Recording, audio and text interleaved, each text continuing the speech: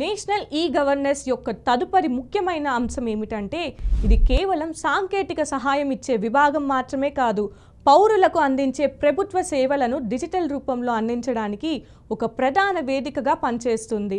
ఎన్ఈజీడీ తన పనితీరులో capacity building ఈ-గవర్నెన్స్ programme ద్వారా అధికారులకు డిజిటల్ నైపుణ్యాలపై శిక్షణ ఇచ్చి వారు పౌరులకు సమర్థవంతంగా సేవలు అందించేలా చేస్తుంది.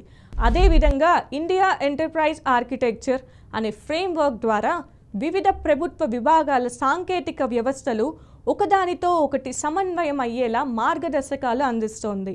ఎన్ఈజీడీ యొక్క మరో ముఖ్యమైన ప్రయత్నం సైబర్ సెక్యూరిటీ అండ్ స్టాండర్డ్స్ రంగంలో ఉంది. డిజిటల్ సేవలు పెరుగుతున్న కొద్దీ పౌరుల డేటా భద్రత చాలా కీలకమవుతుంది. కాబట్టి NeGD data privacy, cyber security ప్రమాణాలు అమలు చేస్తోంది. అదనంగా digital India internship program, future skills prime వంటి శిక్షణా కార్యక్రమాల ద్వారా విద్యార్థులు, యువతలో డిజిటల్ నైపుణ్యాలను పెంపొందిస్తుంది.